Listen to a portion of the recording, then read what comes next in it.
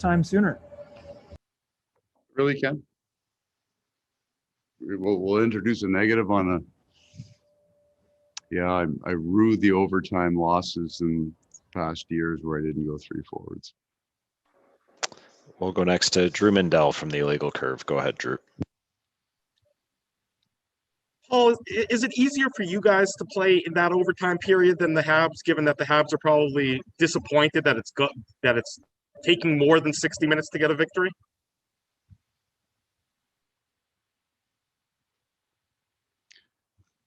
I don't know. In truth, I don't know the emotions of their bench. I think we're clearly after 60 with the way the game was played. We're happy that we got to the overtime period for sure. That's the truth. But there's a reset after all those in the new NHL where both teams get a point. I think if you didn't give up a goal in the third, you didn't give up one late, I think you're feeling pretty confident. They would be feeling fairly confident going into overtime. They played a very strong game. We'll go next to Murat Atesh from The Athletic. Go ahead, Murat. Thanks, Gregor. Paul Stastny said the message after the second was a little bit, positive. Don't hang your heads. It's not going great out there, but that kind of tone. And then in the third, how did you stay in it without necessarily generating a lot, but keeping the attitude right and surviving until overtime and getting the job done? How did you stay in it? So the message between the second and third is forward looking, right? Like that would be the important part of that. It was we can be better, and we weren't. But there's a sense, though, I think in our room that when Connor gives up a goal like that he did, you're going to have a really, really hard time getting the next one, right? Like there's a faith in our goaltender, and he was exceptional tonight and made some really big saves late.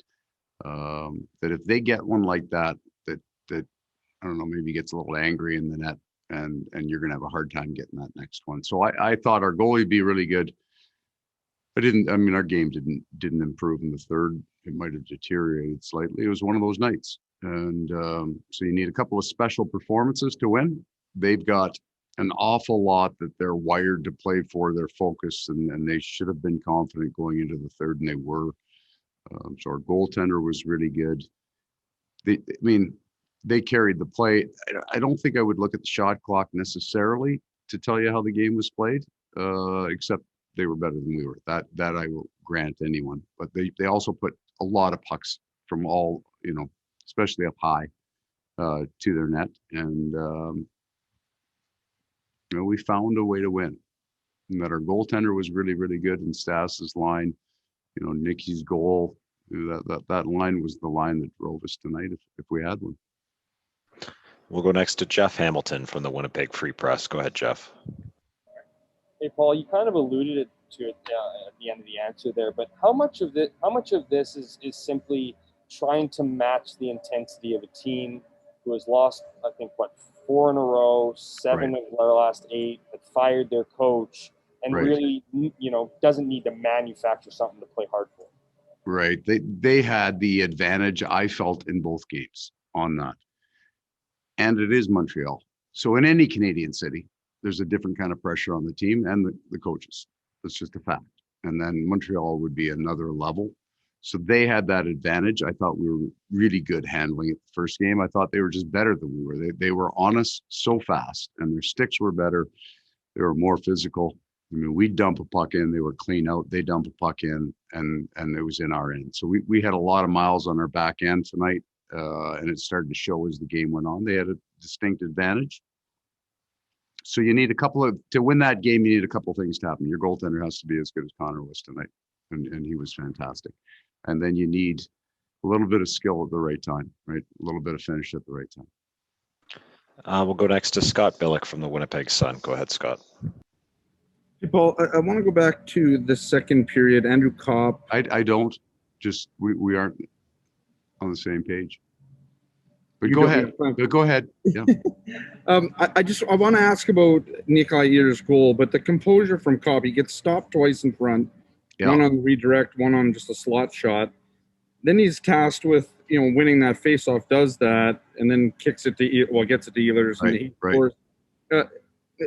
I mean, this game was all about kind of resiliency, I suppose, especially given, the stats at the end of it. But what stood out to you from that play, if anything at all?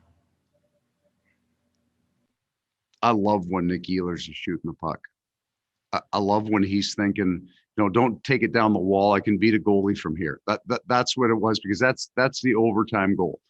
So when you watch that play come up the ice, he's slowing down up the ice, right? And the natural tendency would be to speed up, come in and see if he can get that puck from Kyle and then do something with it. And he slowed down and bought himself enough time for that.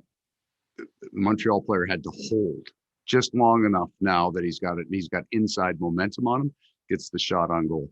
So what stood out for me, big face-off win for sure from Andrew, but that Nicky's, for me, he's growing into a player this year where he has true confidence with the puck and how he plays the game. So he read that specific to Nick Ehlers, right? He slowed it down through the neutral zone, waited for them to sag, and then sped up, created the lane, put the shot up, and Stas made sure it crossed the line. So that's what I thought of on that play. Final question, Ken Weave from Sportsnet. Go ahead, Weaver.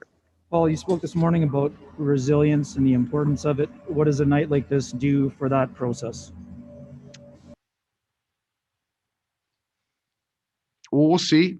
So the key piece to tonight's win is that it doesn't look like that in our next game. So I won't reference tonight. We have a day off tomorrow, one of the 4 in the month, and we're coming into a very heavy schedule. I won't bring up tonight's game going into the van. We got to be a whole lot better against Vancouver than we were tonight to expect to win the game. If we get 2 of those, then we're going to have to deal with that pretty quick.